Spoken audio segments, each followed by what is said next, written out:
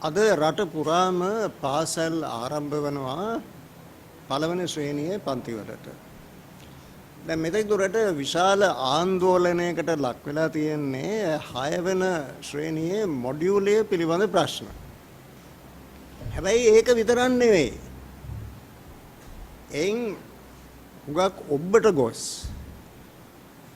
සමස්ත ප්‍රතිසංස්කරණ වලට අදාළ වන ගැටලු රාශියක් තියෙනවා. මම හිතන්නේ ඒ පිළිබඳ අවධානය යොමු කිරීම ඉතාමත් අවශ්‍යයි කියලා. දැන් අද පටන් ගන්නේ පළවෙනි ශ්‍රේණිය. රට පුරාම. දැන් පළවෙනි ශ්‍රේණියේ මොඩියුල් වල තියෙනවා QR කෝඩ් 43ක් විතර. ඊටත් වඩා තියෙනවා QR කෝඩ්. දැන් මේවා පාසල් ළමයින්ට ලබා දීම සඳහා විශේෂ පහසුකම් අවශ්‍යයි. ස්මාර්ට් ෆෝන් අවශ්‍යයි. සුහුරු උපකරණ අවශ්‍යයි. පරිගණක යන්ත්‍රණ අවශ්‍යයි. මේවා හරහා තමයි ඒ ළමයින්ට ප්‍රවේශය ලබා ගන්නට පුළුවන් වන්නේ. අධ්‍යාපන අමාත්‍යාංශය සකස් කළා ඒ පාසල් වලට හා ගුරුවරුන්ට යවන සටහන් වලින් ප්‍රයෝජන ගැනීම සඳහා ඒ ළමයින්ට මේ පහසුකම් අත්‍යවශ්‍යයි. දැන් මේ රටේ පාසල් වලින් කීයකට අන්තර්ජාල සම්බන්ධතා තියෙනවද? පාසල් කීයකට පරිගණක තාක්ෂණ පහසුකම් තිබෙනවද? වෙන එකක් තබා මේ ගුරුවරු පුහුණු කරන මධ්‍යස්ථාන කීයකට මේ පහසුකම් නැද්ද? එතකොට දැන් මේ ප්‍රතිසංස්කරණ ක්‍රියාත්මක කිරීමට පෙර ඒ යටිතල පහසුකම් ලබා දෙන්නේ නැත්නම් ඒකේ ප්‍රතිඵලය මොකක්ද? මේ බර දරන්න වෙන්නේ ඒ ළමයින්ගේ දෙමව්පියන්ට. රජය ප්‍රකාශ කරනවා මේ අධ්‍යාපන ප්‍රතිසංස්කරණ වල ප්‍රධාන අරමුණ තමයි ඇති නැති පරතරය අඩු කිරීම. ඒ කියන්නේ සියලුම පහසුකම් වරප්‍රසාද තිබෙන නාගරික පාසල් එක සංසන්දනය කරනවා නම් ග්‍රාමීය පරිසරයක් තුළ පිහිටලා තිබෙන ඒ පහසුකම් හුඟක් අඩු පාසල්. මේ දෙක අතර පරතරය අඩු කිරීම සමාජ සාධාරණත්වය අතින් ඉතාමත් වැදගත් අරමුණක් කියන එක රජය කියන එක ඇත්තයි. ඒක තමයි කරන්න ඕනේ.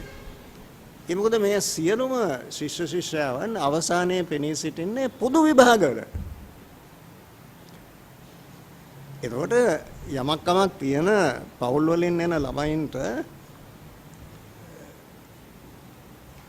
Apple යන්ත්‍රණ තියෙන ඒ සියල්ලක්ම තියෙනවා නම් සමහර පාසල් වල දරුවන්ට මුකුත් නැත්නම් එතකොට ඒ සමාජ පරතරය අඩු වෙනවනේ විශාල ලෙස වැඩි වෙනවා.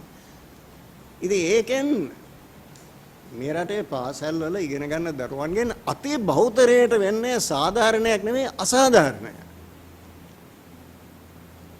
කවුරුත් කියන්නේ මේ ප්‍රතිසංස්කරණ කරන්න එපා කියලා.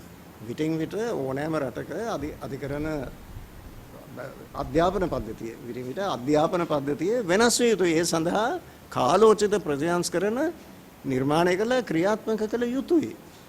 හැබැයි ඒකේ අරමුණ සියලු දෙනාටම ඒකේ ප්‍රයෝජනෙ ලැබෙන්න ඕනේ. මේ රටේ ශිෂ්‍ය ශිෂ්‍යාවන්ගෙන් 30%ක් පමණක් නෙවෙයි හැමෝටම බහුතරයට ඒ කරන ප්‍රතිසංස්කරණ වල ප්‍රයෝජනය ලැබිය යුතුයි. ඒ ප්‍රයෝජනය ලැබෙන්නේ නැහැ මේ පහසුකම් කුඩා පාසල් වලට ග්‍රාමීය ප්‍රදේශවල පිහිටලා තිබෙන පහසුකම් අඩු පාසල් වලට මේ යටිතල පහසුකම් ලබා නොදී මේ ප්‍රතිසංස්කරණ ක්‍රියාත්මක කිරීමට උත්සාහ දරනවා නම් ඒ තුලින් ජනිත වන්නේ කිසිසේත් හිතකර ප්‍රතිඵලයක් නෙවෙයි. ඉතින් ඒ පිළිබඳ අවශ්‍ය පියවර ඉස්සෙල්ලාම ගන්න ඕනේ. අපි යෝජනා කරන්නේ ඩිජිටල් වේදිකාවක් හරහා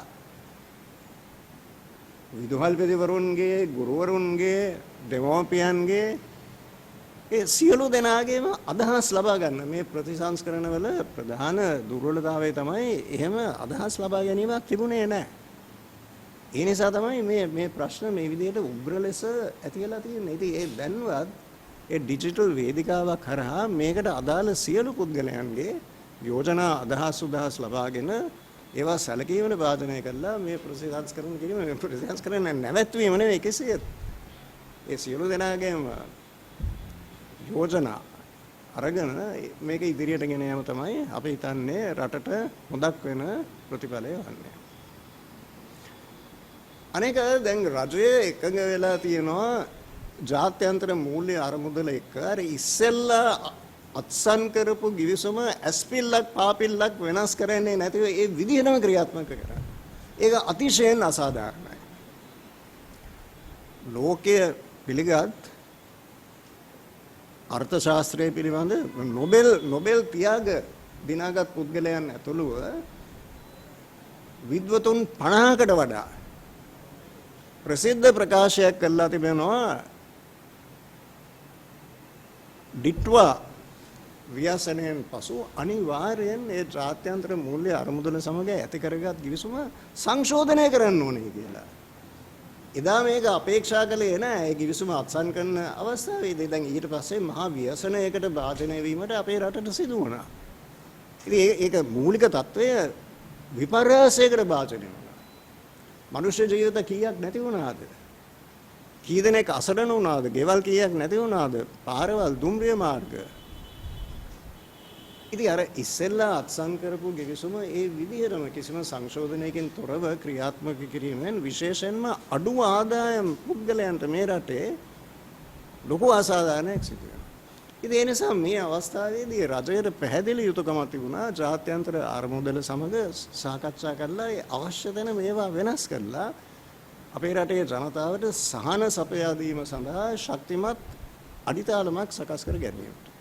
ඉතින් ඒ නොකිරීම ගැන අපි අතිශයින් කනගාටු වෙනවා. අනෙක තමයි දැන් අපි කියනවා මේ රට ගොඩනගන්න. එක්තරා ස්ථාවර භාවයක් ඇති වෙලා තියෙනවා. ප්‍රධාන වශයෙන් රනිල් වික්‍රමසිංහ මැතිතුමා කරපු ගත්ත යම් පියවර නිසා. හැබැයි දැන් අපිට සිදු වෙලා තියෙනවා මේ විදේශ ණය ගෙවන්න. ඒ සඳහා ආයෝජන අවශ්‍යයි. සංවර්ධනයක් අවශ්‍යයි. එතකොට අපිට අවශ්‍ය වෙනවා විදේශීය රටවල් වල ආධාර.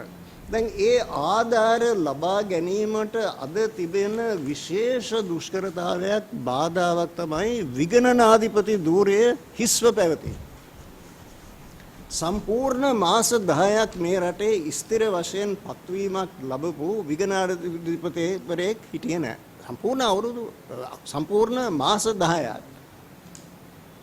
එතන පුරප්පාඩුවක් තියෙනවා. ඒක හිස්.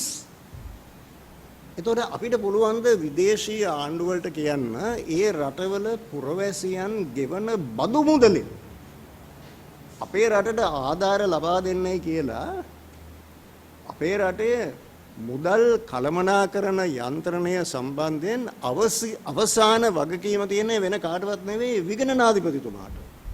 ඉතින් එහෙම කෙනෙක් නැත්තම් එහෙම කෙනෙක් පත් කළා නැත්තම් ඒක දිගින් දිගටම හිස්ව තියා ගන්නවා නම් පුරප්පාඩුවක් හැටියට එහෙනම් විදේශීය ආණ්ඩු කැමති වෙයිද ඒගොල්ලන්ගේ පුරවැසියන්ගේ මුදල් මේ රටට දෙන්න? ඒ කේන්ද්‍රීය තනතුර සතුටුදායක ලෙස ශ්‍රී ලංකා ආණ්ඩු ක්‍රම ව්‍යවස්ථාවට හා නීතියට අනුකූල පරිදි ඒ පත්වීම නොකරනවා නම් එතකොට අපි කොහොමද සාධාරණව ජාත්‍යන්තරයට ගිහිල්ලා මූල්‍ය ආධාර අපේක්ෂා කරන්නේ අපේ රටේ ජනතාවගේ සුභ සිද්ධිය සඳහා. ඒ වගේම නීතිපතිතුමා පිළිබඳ ප්‍රශ්නය. දැන් නීතිපතිතුමාගේ යුතුයකම හා වගකීම ඉතාමත් පැහැදිලි අපේ රටේ නීතිය යටතේ.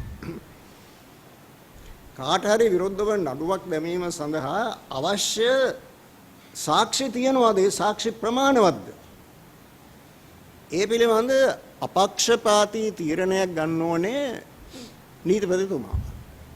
දේශපාලන සාධක හෝ අමතර සාධක කිසිසේත් සැලකීමට භාජනය කරන්න පුළුවන් කමක් නැහැ. එතුමාට කියන්න බෑ ඔහේ නඩු දාන්න. අවසානයේ ඒ චූදිතයන් දොස්ද නිදොස්ද වරදක් කළා තියනවද නැද්ද කියන කාරණේ තීරණය කරන්නේ උසාවිය. ඒක තව අවුරුදු 2-3ක් යන්න පුළුවන්. ඊටත් වඩා දීර්ඝ කාලයක් යන්න පුළුවන්. ඒක උසාවියට බාර දීලා නීතිපතිතුමා දැන් නඩු පවරන්න. වැදගත් දේ නඩුව පැවරීම. අවසාන නිගමනය නෙවෙයි. ඒක කිසිසේත් පිළිගන්න පුළුවන් තර්කයක් නෙවෙයි. ඒකෙන් වෙන්නේ නීතිපති තුමාට විශාල බලපෑමක් ඇතිවීම පමණක් නෙවෙයි මේ රටේ සමස්ත නීති පද්ධතිය දෙදරන තත්වයකට පත් කිරීම. එතකොට නීතිපතිතුමා ඒ තීරණය ගන්න ඕනේ ස්වාධීන මනසක් ඇතිව.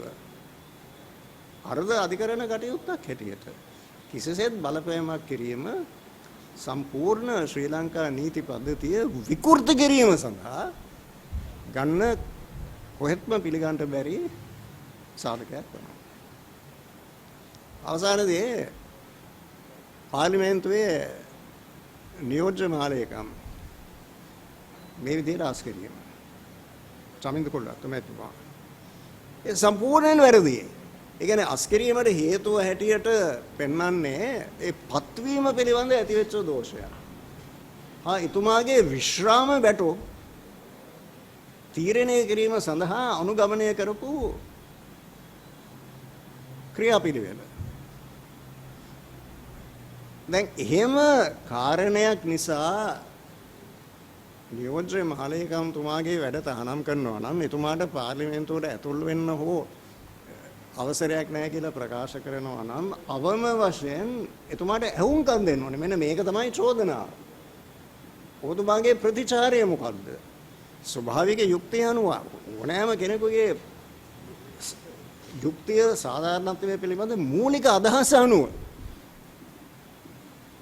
එතුමාට සවන් නොදී මෙවැනි පියවරක් ගැනීම අපේ නීතියට සම්පූර්ණයෙන් පටහැයි. ඉතින් ඒ නිසා අපි හිතනවා එතුමාගත් තීරණය අධිකරණය හමුවේ මේකට අභියෝග කළා. උචිත පිළියමක් අපේක්ෂා කිරීම අපි හිතනවා ඊටමත් යුක්ති සහගත ක්‍රියාමාර්ගයක් කියලා.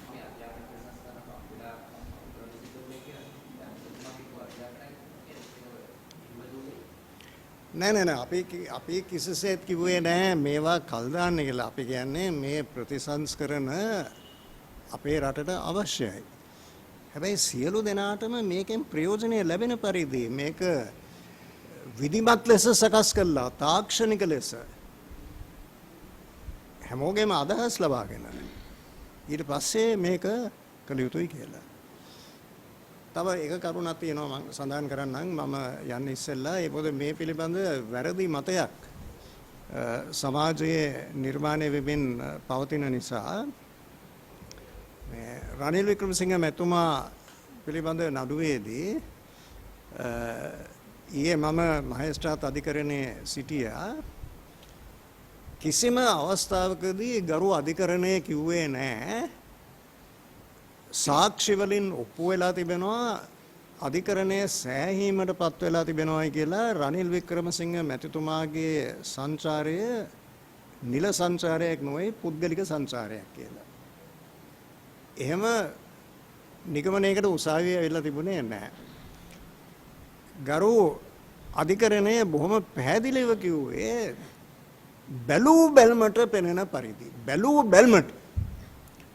පෙනෙන පරිදි මේක නිල සංචාරයක් නෙවෙයි මේක පුද්ගලික සංචාරයක්. ඒ කියන්නේ ඒ අවස්ථාවේදී ඉදිරිපත් වෙලා තිබෙන සාක්ෂි අනුව බැලූ බැල්මට එහෙම පෙනෙනවා කිව්වා.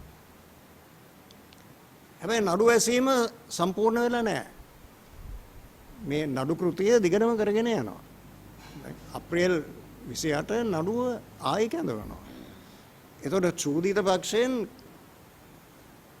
දේශන පැවැත්වනවා, තර්ක ඉදිරිපත් කරනවා, සාක්ෂිකරුවන් ඉදිරිපත් කරන්න පුළුවන්.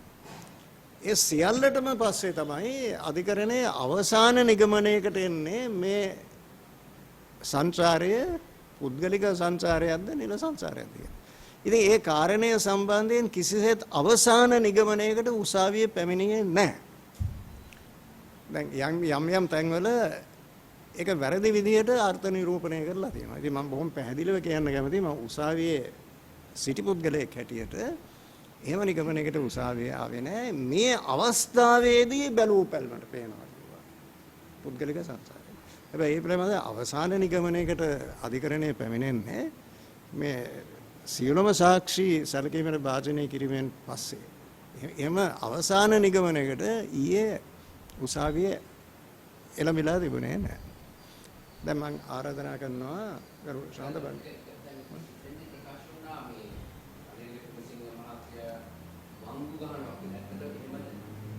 නෑ උසාවියේ පවතින නඩුවක් ගැන එයින් එහා අපි මුකුත් කියන්න කැමති නෑ. කියන්නේ උසාවියට අපි ගරු කරන්න උසාවියක් ඉදිරියේ තියෙන නඩුවක්.